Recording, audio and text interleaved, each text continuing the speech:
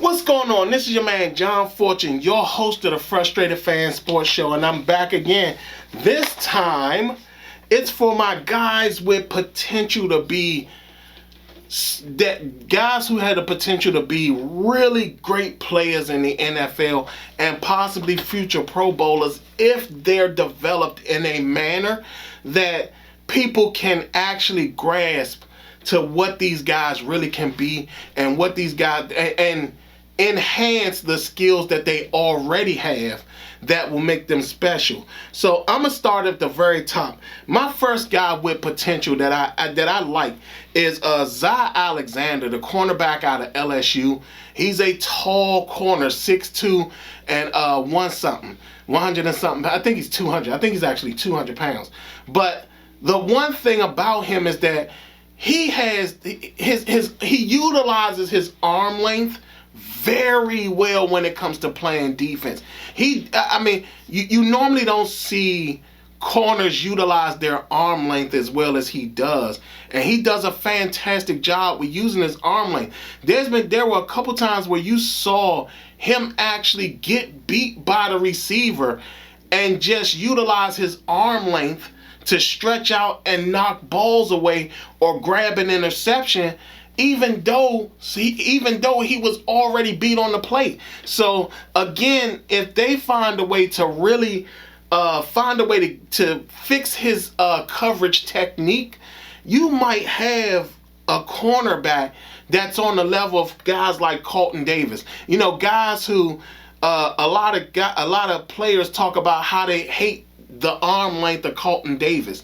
This guy, Zy Alexander, is probably in that same league where, like I said, he uses his arm length so well that, like I said, there's been plenty of times where you see him completely beat on plays, and somehow, some way, he's able to make it up, or he finds a way to catch up slightly, but then extends his arm out to knock the football away or to grab an interception and something like that. But like I said, Zy Alexander, to me, his level of potential is, to me, very high, because again, if he goes somewhere and they really find a way to fix his coverage technique, I'm telling you, you might have a Pro Bowl, possible future Hall of Famer on your team, because like I said, I don't see a lot of cornerbacks utilize their arm length like he does, and he does a fantastic job with it. So, like I said, my very first guy on my list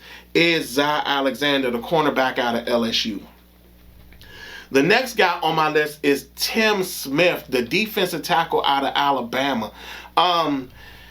For him, I'm not certain if it's due to the fact of him not having another very talented defensive tackle playing beside him, but he does have the ability to make a play even when he's being double teamed. He can seal the he does a really good job with manning his gap. And he doesn't necessarily get moved out the gap as much as people think or would thought about him, but he does a really good job with gap management, and that type of skill is something that a lot of defensive tackles don't really have a grasp of. But he handles it very well, and being as though there were a lot of times where you would see him constantly take on double teams due to the fact that he was able to manage the gap so well. There were times where running backs were supposed to run to his side, and because he sealed the gap or he got double teamed into the gap, the play had to go somewhere else. And even then, he does a fantastic job with actually running behind plays or running down plays. So, again, when you talk about defensive tackles who will turn and run down a play, he does that very well.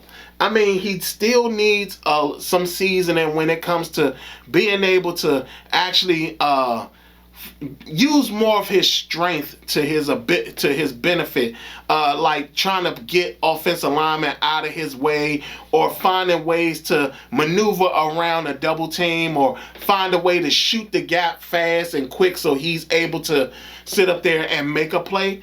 But I think that those are things that can be taught to him versus him sitting up there and just like kind of staying in the zone that he is.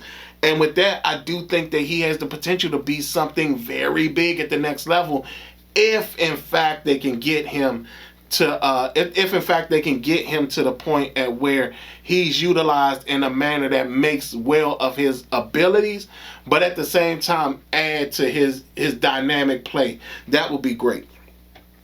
The next guy I have on here is Shiloh Sanders, Deion Sanders' son, safety out of Colorado. When you watch him play, he comes in very quickly, and he closes in on guys that catch the ball or running the ball very fast. There were a lot of times where you saw him where he played the deep safety position, and he closed down on the running game so fast that you forgot that he was practically almost 10 yards away. So, I mean, that right there is something a skill that you don't see many guys able to handle. But he does a fantastic job getting down on the play. He's actually not bad in coverage. He's not great in coverage, but he's not bad in coverage either. Especially when you talk about him defending like tight ends, or if you see guys trying to get up the field and be open on deep crossing patterns and things like that. Shiloh does a really good job defending those type of areas and those type of zones. He's very good at zone defense. But there are a couple things he needs help on. One being his tackling. And when I say that, he does some very odd things when it comes to tackling. There's a lot of times where he'll whiff on a tackle, or he's tackling a guy up high, which doesn't make a lot of sense for him to tackle a guy up high. But there's a lot of times that you see those, diving at a guy's feet, because he wants to make the hit and trying to get him down, instead of a lot of wrapping up, which is what he's missing. He's missing that element of wrapping up. And sometimes he can take poor angles to the ball carriers or to the receivers, just because he's either trying to avoid another player or think that he's taking the fastest path to make the play. So I just think that for him, if you fix the fact of him his tackling, like making sure he doesn't tackle high and making sure he's not whiffing when he's tackling low and wrapping up, you can have you a stellar safety. Because like I said, he does a pretty good job in coverage. And he, like I said, when it comes time for whoever has the ball, he zones in and he gets downfield very quickly. So again, Shiloh Sanders is one of those guys that he has the potential to be something very, very special. And you get him with the right defensive backs coach, you got something that you could develop into a very good guy. Now again, some of these guys, it may take them some time. It may take them 2 to 3 years to really develop. But like I said, Shiloh, I like him. My next guy is Donovan Smith, the quarterback out of Houston. I like his ability to make plays. I like the fact that his arm isn't strong, but he makes a lot of very good throws. Because I think the time that I remember the most with Donovan Smith had more to do with his time with Matthew Golden. But again, he's a guy that can actually develop into a very quality quarterback. 6'5". Everybody likes height when it comes to their quarterbacks. So this guy, he's 6'5". He can throw the ball. He can play within the scheme. He's not a guy that you need to sit up there and be concerned about his athleticism and things like that, because he will play to the extent that you let him play. But again, one of the issues that I have with him is that he's not as accurate as you want him to be. And there are times where he will sail a football over his receiver or miss. Like, he's not really aware of pre-snap reads. There are times that I think that he gets so stuck in what the play is that he doesn't see the rest of the field and is able to make a decision off of what's being shown to him on the defensive side of the ball. So those are things that I think he needs to really work on that will eventually make him very special. But it's not a lot.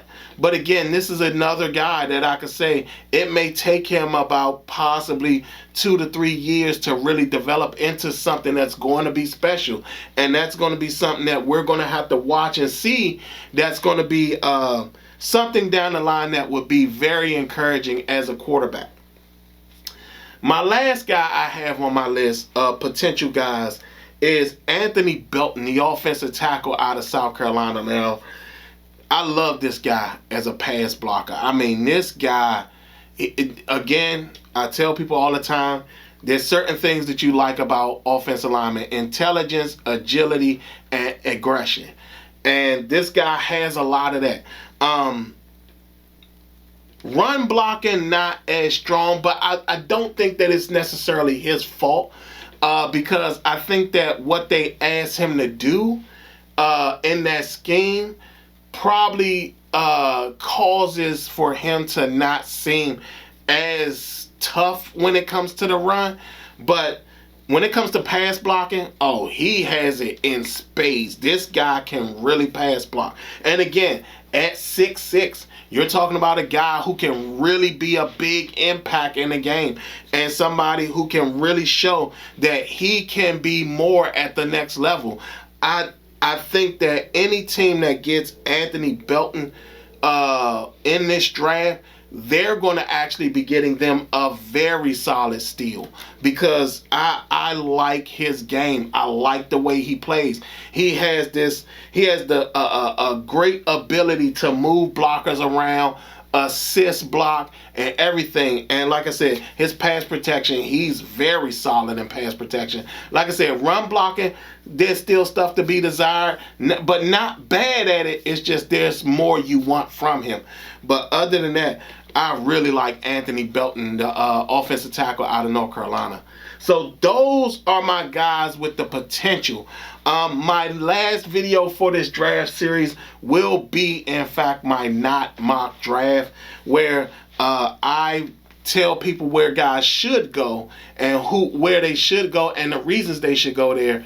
And because every team this year has a first round pick, I'm going to actually I could put any player I want at that pick. So, like I said, those are my potentials. I'm excited. Y'all tell me what y'all think. How do y'all feel about the guys that I have on my list of potentials? Have y'all heard of any of my guys on the list of potentials? Do y'all feel some of these guys don't deserve to be on this list because they're actually guys that are actually better and shouldn't be focused on their potentials? Y'all tell me what y'all think. Other than that, this has been your man, John Fortune, and this has been the Frustrated Fan Sports Show.